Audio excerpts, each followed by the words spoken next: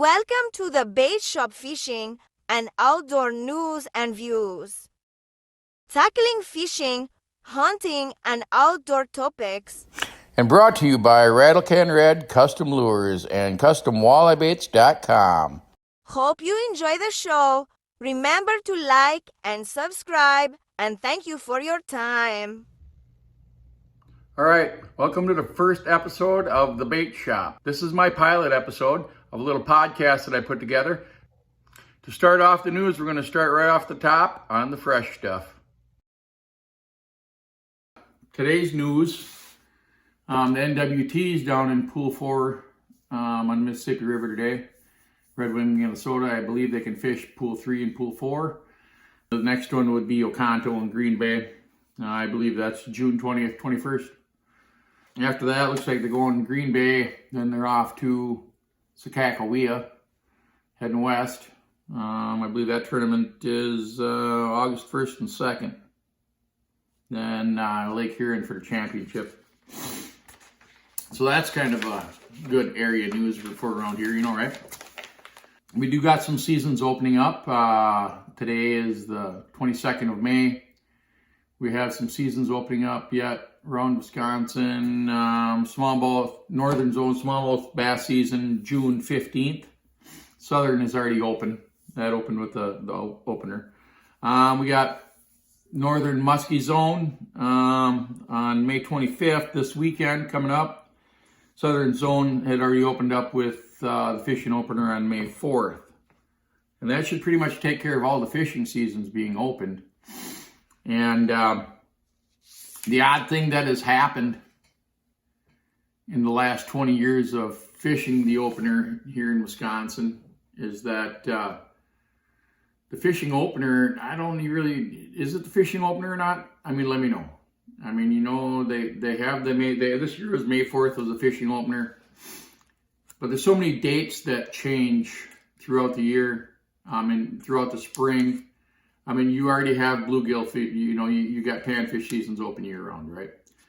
So now all these dates that are getting pushed back because of what they say is the tentative spawning dates, whether it be for muskie or for bass, or some inland walleye stuff, that all really gets pushed back. I mean, there's a lot of separate dates out there now where it really doesn't make fishing opener really fishing opener anymore. I mean, you know, as far as the name requires it to be fishing opener, it's really not fishing opener anymore. Everything is sporadic throughout about a month and a half long period now. Whereas, you know, what the Gen Xers or the boomers grew up knowing is it was one date, and that's when everything opened up. It's just something else the squeaky wheels, you know, kind of abolished from the, you know, from the term, right? You know. So, you know, that's something to be discussed, but, you know, it's just something else traditional that's kind of been taken away over the years, you know, a little at a time, and more than likely to appease a very small group of people who think they're more important than others. Probably, you know. I mean, what's it mean to you now? What does fishing opener mean to you now? Because more than likely, you know, you can fish bass, catch and release. Panfish is already open. The way everything is going now with the potentialism of trophy fishing ruining fishing for everyone, it really, the more the trophy fishing scene comes into play, the less opening fishing means to people. And that really started out with bass, and that triviated over to muskie fishing, which is too bad. And now there's people pushing it for panfish and people pushing it for walleye. And you're going to end up with your fisherman recruitment is already falling off. And the same thing is going to happen with fishing as what happened with deer hunting, where people are going to feel obligated that for them to harvest something, it's got to be some sort of a record book thing or something, or or they're in such a time crunch it's not worth their time anymore. If this is the way they have to do it, and you know, it's kind of a sad situation. It really is. But all right, well, bites are going on. Well, we got crappies. Crappies should be going right now north, right? North of 64. Bluegills are definitely starting out down south and in the central Wisconsin. They're starting to show up now in shallower water. You know, with these rain we had the last couple of days, I guess probably might have pushed them out a little bit, you know, right? Walleyes are still all shallow, regardless of whatever you guys think, man. This time of year, the walleyes are shallow. I know you don't want to believe it. You want to be out there in 12 to 15 feet of water, or 15 to 17, or 15 to 18, throwing jigs and minnows. But the majority of the fish are in less than 6 foot of water this time of year.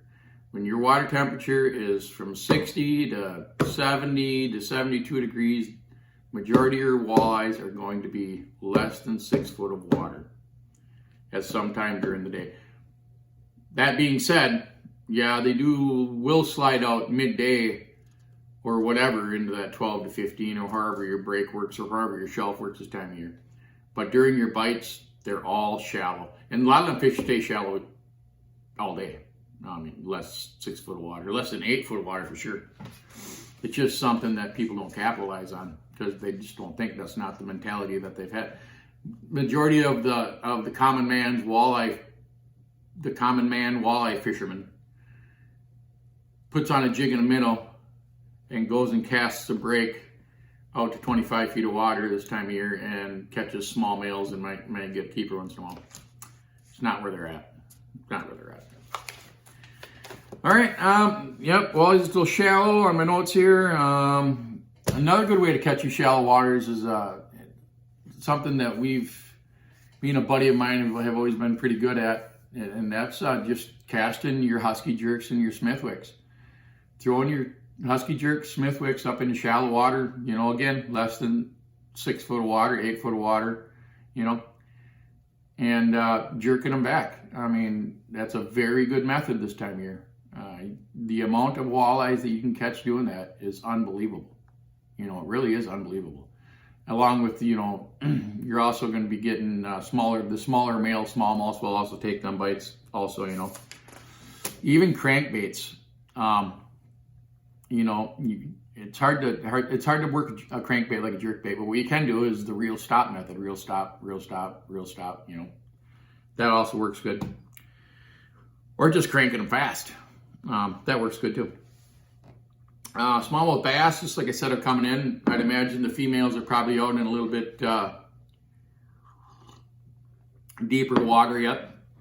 But this time of year, for smallmouth, it's plastics. One of the most overlooked baits for smallmouth this time of year, I believe, is probably the Moxie for beef fish and tackle. Authentic plastics. The Moxie, I've always done really well on those baits this time of year. Casting up, jigging them back.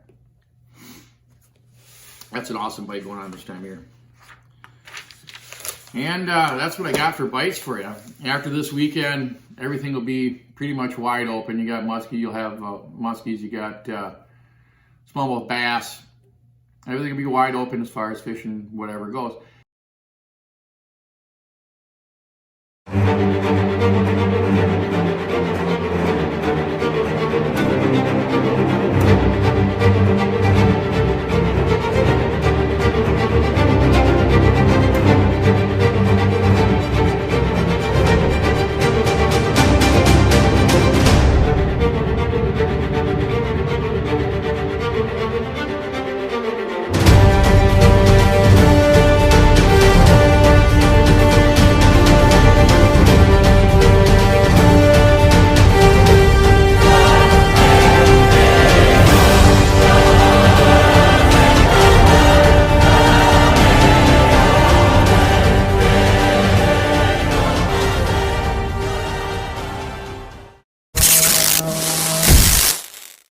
Discuss trophy theory, it says here in my notes. I'm sitting here talking about openers that don't matter to you. that don't matter to anyone anymore. That's pretty sad. Big deal. Muskie opener. Well, what's that dictate? That dictates when you can throw a bait in the water. It doesn't dictate anything anymore, because if you were to keep a muskie, even on lakes where they want you to keep muskies out of, which there are several now, of overpopulation of muskies in Sawyer County, even if you were to keep one of those fish, you're going to be criticized from one end to the other, even though it's just a fish, okay, right? People always, what about them good old days? What about that? Yeah, I'll tell you something about the good old days. The good old days are this, is fish management was just what that means, okay? The fisheries were managed.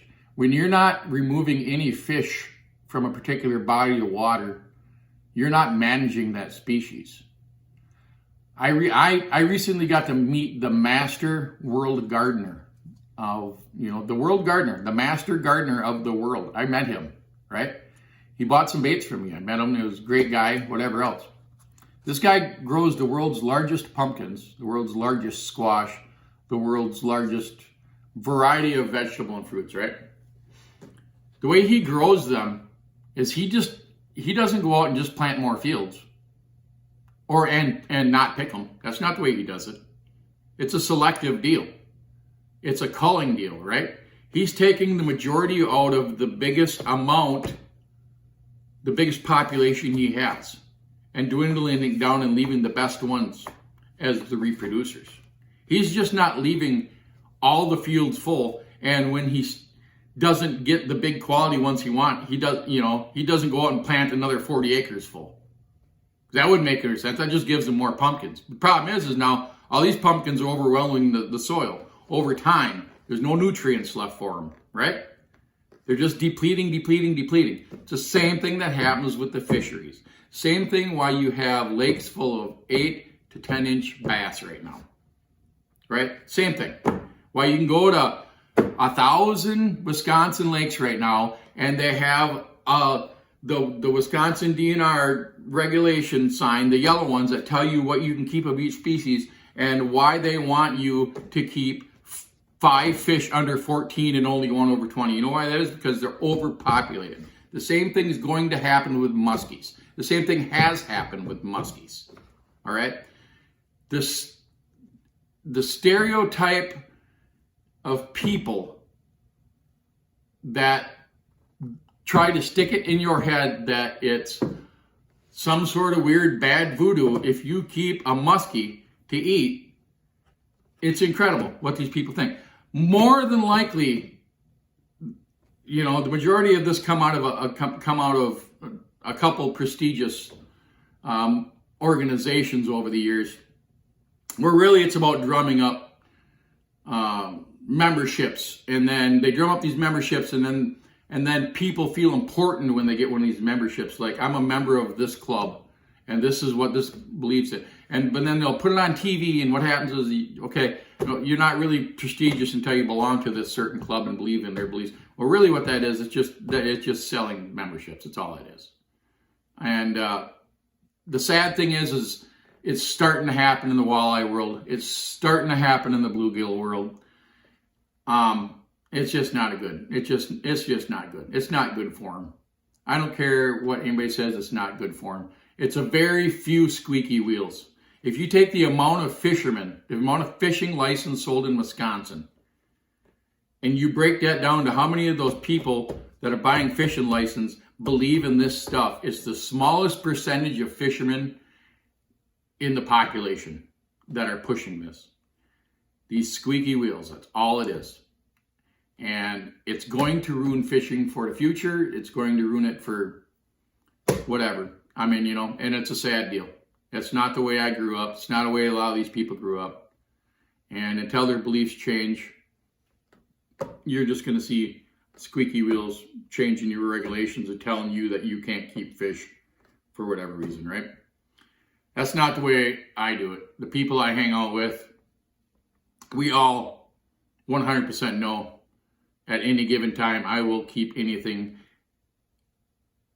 as long as it's within the legal regulations, the legal limit, the legal size, the legal bag limit. that's how we roll. I mean, fish is to consume. It's a food. It's a natural food. The less fish I have in my freezer, the more I have to go buy chemically produced food out of the grocery store. So, and you know, that's kind of sad. You know, it really comes down to the recruitment, right? So, if I take my grandson out fishing, and I've had these things placed in my head from watching social media or outdoor channel shows or whatever else, right? Where all of a sudden, hey, you know what? I can't shoot that 6-point buck because that's not what people do now. You know, I can't shoot that little 6-pointer for the freezer anymore. Now I got to wait I feel obligated to wait for a big one, right? I can wait for a big one for 5 years and maybe see one. I take my grandkid out hunting, right? And all she knows of hunting is that, yeah, I go with my grandpa, and that's all we do is we sit in the woods and we watch deer go by. I mean, there's no fun in it anymore. There is no fun in it. The same thing, and you know, that's the way trophy hunting's coming across now. People's expectations of themselves. This is the only way to do it. This is the way that we should do it, right? Terrible way to do it. It's a terrible way to do it. You're losing recruitment. Now the same thing is happening with fishing, and it's no good for anybody. It's really no good for anybody. Not good for small bait shops. Not good for the management of the fisheries. It's not good for recruitment of fishermen. It's not good for families out on the water on a weekend. The only time they got to do it. It's not good for anybody. Really not.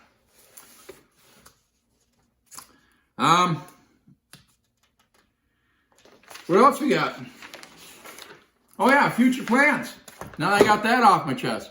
So future plans are what you want to see of the show besides the 10 people that are going to complain about my last rant. But hey, I love you all, man. I mean, you know, as my stepson tells me, Mike, if you ain't got any trolls, you ain't doing your job, right? So, but anyways, future plans for the show. I'm hoping to get some guests on here. I know I'm going to get some guests on here. I talked to several people that will sit down here, and whether it be via telephone interview or sit down here next to me in my lovely bar and interview them and see what comes out of it. The other thing is how often I may or may not do this show. This, to me, I feel like it should be something done to keep it current every 2 weeks, right? You know, every week's probably a little bit much. You don't want to watch it every week. You don't want to see my mug every week. I feel like every 2 weeks. I feel like that's a good time. Once a month would be too much because then, you know, I can't really discuss the current bite that's going on or the current bite that's going to happen, right? So we don't want to do that. We kind of want to be on top of the changes. We want to be, you know, with everything socially. We want to be updated news. We want all that on this channel. And besides my opinion, you know, right? Because things do change fast here in Wisconsin. Blink of an eye. And yeah, I got a couple people that we're discussing. If this pilot goes well, there's a couple companies that are very intrigued about sponsoring this, which I do hope it goes well, you know. And of course, my own bait business, Rattle Can Red Lures, and then I have my internet store, which is customwalleybaits.com. And those two can always be accessed. But that's really not what this show is about. This show is about issues and topics and teaching people to bite. Have some how-to videos. And this is going to be a pilot video right now, so I didn't shoot any how-to videos or anything. But I tell you what I do got coming up for sure. I do have a smallmouth bass video coming out. I do have, of course, more walleye videos coming out. I am planning on doing a panfish bluegill video. And of course, crawler harness videos will be coming up pretty quick. A lot of videos coming out. And of course, believe it or not, a muskie video. I know it's not like me, right? But a muskie video. Sawyer County muskie video. I already had that in the works. One of those lakes that DNR wants you to catch muskies out and keep. That's what I'm going to do too. I'm going to catch a muskie. I'm going to keep it. We're going to cut her into steaks and cook her on the grill. That's my plans. But I guess until next week or 2 weeks from now, come on with another video. I got to get this one all edited up. We'll see how the time frame is it takes to do that. Get the edits done on this video. We'll put this out on YouTube. Make sure you subscribe to my channel, because the more subscriptions I have and the more likes I have, when I get to 1,000, then I'll actually start getting a check back in. Not a very big check, but whatever check I get back in, I get to all this video equipment here I have right now, which is not much. It's a GoPro and my iPhone. All that'll get upgraded to good video. The content will get better. A lot of things will get better, because right now, as you can imagine, I'm doing everything out of my pocket right now. You know, my iPhone is sitting on top of a $100 tripod that I bought. Right now, I'm going out this afternoon to buy a wireless mic, and I actually think I'm going to try to make it down to the weigh-in, the National Walleye Tour weigh-in in Red Wing this afternoon. I really want to do that yet. And you know, I just got my GoPro, and that's how I'm flying with this right now. I take notes, but any topics you guys want to hear, discuss, whatever you need to do, let me know. If you want to see certain people on here, if you want to interviews, if you want to help in any way, man, let's do it. And thanks, Busch Light. Yeah, I know it's not a beer can, but at least I got the cup, you know. But thank you much, and have a great week.